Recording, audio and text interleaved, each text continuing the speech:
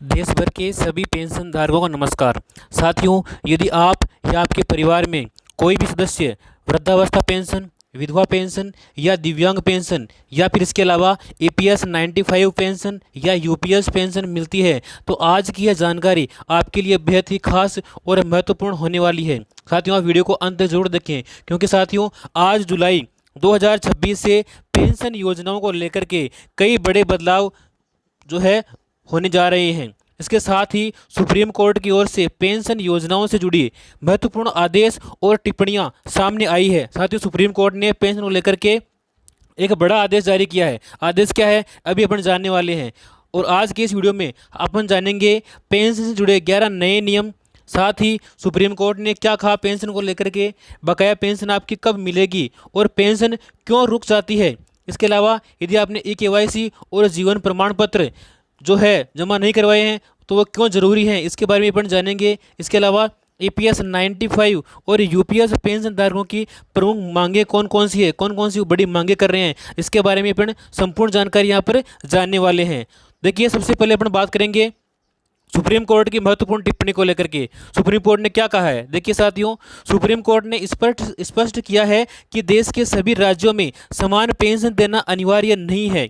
इसका कारण यह बताया गया है कि हर राज्य अपनी आर्थिक स्थिति और वित्तीय क्षमता के अनुसार पेंशन राशि तय करता है। इसीलिए अलग अलग राज्यों में अलग अलग पेंशन मिलना कानून के अनुसार संभव है। इसलिए सभी राज्यों की जो पेंशन है वो समान कभी भी नहीं हो सकती है। इसके अलावा वृद्धा, विधवा और विकलांग पेंशन को कानूनी तौर पर लागू करने के लिए सुप्रीम कोर्ट ने समय समय पर महत्वपूर्ण फैसले और आदेश जारी किए हैं। इन सामाजिक सुरक्षा पेंशनों के संबंध में सुप्रीम कोर्ट और न्यायपालिका के कुछ मुख्य निर्देश जो हैं उन्होंने जारी किए हैं वो इस प्रकार से हैं। देखिए, पहला निर्देश उन्होंने क्या जारी किया है, पेंशन राज्य का नीतिगत फैसला है। यह साथियों सुप्रीम कोर्ट ने स्पष्ट कहा है कि एक स्पष्ट निर्णय लिया है, जैसे कि आंध्र प्रदेश राज्य बनाम याचिका मामले में। तो उन्होंने कहा है, यह माना है कि सरकार वृद्धावस्था पेंशन देने के लिए कानूनी रूप से बाध्य नहीं है। यह राज्यों की आर्थिक स्थिति और नीति पर निर्भर करता है। इसलिए सभी राज्यों की जो पेंशन है वो अलग अलग हो सकती है। आगे उन्होंने बताया है, दिव्यांगों के लिए समान अधिकार। देखिए, दिव्यांगजनों को समान अवसर और अधिकार देने के लिए कोर्ट ने प्रिंसिपल ऑफ रीजनेबल एकोमोडेशन को अनिवार्य किया है। इसके तहत सभी विकलांगताओं के साथ समान व्यवहार किया जाना चाहिए। इसके साथ ही विधवाओं की पेंशन में प्राथमिकता। देखिए साथियों, विधवाओं को लेकर भी सुप्रीम कोर्ट ने स्पष्ट कहा है कि पेंशन योजनाओं में केवल आश्रित विधवा ही आधिकारिक तौर पर पारिवारिक पेंशन या लाभ की हकदार होती है और नियमों में ढील देकर इसे सुनिश्चित करने के आदेश उन्होंने दिए हैं। आगे बताया है, दिव्यांग सैनिकों के लिए सख्त आदेश। सशस्त्र बलों के मामले में सुप्रीम कोर्ट ने यह माना है कि डिसेबिलिटी पेंशन कोई खैरात या फिर दया नहीं है, बल्कि यह एक कानूनी अधिकार है जो कि उनको मिलना चाहिए। कोर्ट ने इसे बिना किसी समय सीमा के पूर्ण बकाये के साथ देने का ऐतिहासिक आदेश दे दिया गया है। जितना ही बकाया है उनको समय पर अब देना अनिवार्य है। अब बात करेंगे कि किस राज्य में कितनी पेंशन अभी मिल रही है। देखिए साथियों, राजस्थान में पेंशन 1450 रुपये वर्तमान में मिल रही है। उत्तर प्रदेश में 1000 रुपये, गुजरात में 750 रुपये, केरल में 1600 रुपये, पंजाब में 1500 रुपये और दिल्ली में लगभग 2500 से 3000 के बीच में पेंशन मिलती है। हरियाणा में भी 3000 रुपये मिलता है और जो तेलंगाना राज्य है आपका, उसमें भी 3000 रुपये का पेंशन यहाँ पे दी जाती है।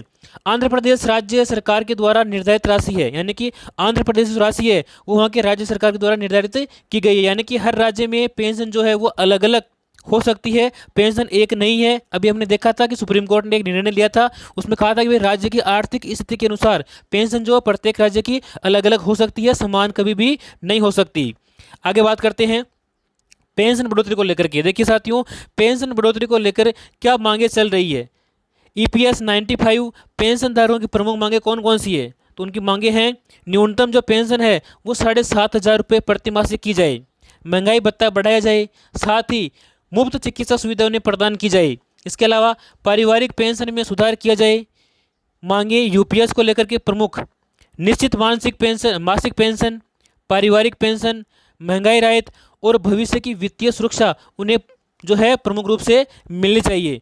कई राज्यों में अभी भी हजारों लाभार्थियों की पेंशन लंबित है। यदि आपकी भी लंबित है तो एक खबर आपके लिए बहुत खास और महत्वपूर्ण है। साथियों, यदि आपकी अप्रैल, मई और अन्य महीनों की पेंशन रुकी हुई है तो संबंधित राज्य सरकार के नियमों के अनुसार बकाया राशि एक साथ आपको जारी की जा सकती है। यदि आपकी मासिक पेंशन 1500 रुपये है साथियों, तो 3 महीने की जो पेंशन आपकी लंबित है तो आदेश जारी होने पर आपको 3 महीने का 4500 रुपये एक साथ आपको मिलने की पूरी संभावना यहाँ पर बताई जा रही है। लेकिन साथियों, यह तभी संभव है जब आपका रिकॉर्ड सही हो और आवश्यक औपचारिकताएं आपने पूरी कर ली हो, आपके दस्तावेज पूरे सही हो, तभी आपको 3 महीने की पेंशन राशि एक मुश्त आपके खाते में ट्रांसफर की जाएगी। अब बात करते हैं आपकी पेंशन रुकती क्यों है। साथियों, पेंशन रुकने के कई प्रमुख कारण हैं। देखिए, जिसमें सबसे पहला और प्रमुख कारण है जीवन प्रमाण पत्र आपका जमा नहीं कराना। यदि आपने जीवन प्रमाण पत्र जमा नहीं कराया है तो भी साथियों आपकी पेंशन रुक सकती है। इसके अलावा ई-केवाईसी आपकी अधूरी है तो पेंशन रुक जाएगी।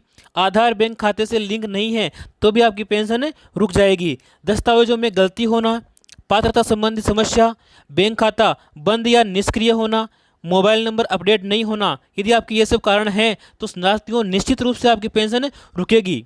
अब बात करते हैं कि ई-केवाईसी आपकी क्यों जरूरी है, प्रत्येक वर्ष आपकी ई-केवाईसी क्यों करवाई जाती है।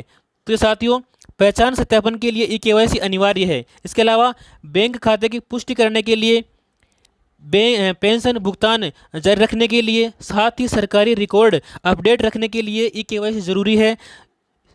ई-केवाईसी क्यों जरूरी है? सिर्फ पात्र लोगों तक ही पेंशन पहुंचे, अपात्र लोगों तक पेंशन न पहुंचे, इसके लिए पेंशन एक महत्वपूर्ण जो है हो जाता है। बात करते हैं पेंशन धारक अभी क्या करें। देखिए, अपना जो जीवन प्रमाण पत्र है वो समय पर जमा करवाएं, ई-केवाईसी वो पूरी करवाएं, साथ ही आधार बैंक खाते से लिंक करवाएं। इसके अलावा मोबाइल नंबर अपडेट रखें, दस्तावेजों की जांच करते रहें। इसके अलावा पेंशन का जो स्टेटस है साथियों वो समय समय पर आप चेक करते रहें। यदि कोई कमी हो तो तुरंत संबंधित विभाग में जाकर के उसे सुधरवाएं, उसे सही करवाएं। साथियों, छोटी सी गलती हजारों लोगों की पेंशन रुकी हुई है। प्रयागराज में 12,000 से अधिक वृद्ध, विधवा और दिव्यांग पेंशन लाभार्थियों की पेंशन नाम में मामूली गलती होने के कारण रुकी हुई है। उन्होंने उनके नाम जो मिसस्पेलिंग में यदि एक लेटर की भी मिस्टेक है तो भी साथियों आपकी पेंशन रुक सकती है। जैसे कि आप यहाँ पर देख पा रही हैं, प्रयागराज में ऐसा हो चुका है। जांच में पता चला है कि ई-केवाईसी के दौरान आधार और बैंक खाते में दर्ज नाम पेंशन आवेदन में लिखे नाम से मेल नहीं खा रहे हैं, यानी कि नाम अलग अलग हैं। तो कई मामलों में कुमार, दास, नाथ जैसे उपनाम छूट गए हैं या गलत दर्ज हो गए हैं। तो कहीं पिता या पति के नाम की स्पेलिंग में भी त्रुटि हो गई है, तो इसकी वजह से भी उनकी पेंशन साथियों रुकी हुई है। इसी कारण से सिस्टम ने भुगतान रोक दिया है। अब जो प्रभावित हुए हैं, प्रभावित लाभार्थियों को दस्तावेजों के साथ आवेदन देकर के नाम में संशोधन कराना होगा। सत्यापन के बाद ही पेंशन का भुगतान फिर से शुरू किया जाएगा। साथियों, अगर आप या आपके परिवार में कोई भी सदस्य पेंशन योजना का लाभ ले रहे हैं तो आधार, बैंक खाते और पेंशन रिकॉर्ड में नाम एक जैसा है या नहीं, इसकी जांच आप अवश्य कर लें। साथियों, ये एक महत्वपूर्ण दस्तावेज है। आपके सभी में आधार में, बैंक खाते में और पेंशन के रिकॉर्ड में नाम और स्पेलिंग समान होनी चाहिए, ताकि भविष्य में आपको किसी प्रकार की परेशानी का सामना नहीं करना पड़े और आपकी जो पेंशन है वो सही समय पर मिलती रहे। साथियों, यदि आप चाहते हैं कि ऐसी जानकारी हमें आगे मिलती रहे तो आप इस चैनल को सब्सक्राइब करें और इस वीडियो को अपने सभी साथियों तक पहुंचाएं, ताकि वो भी पेंशन का जो नए नियम है उनसे अवगत रहें, उन्हें जान सकें। मिलते हैं अपने अगली वीडियो में, तब तक के लिए जय हिंद, जय भारत।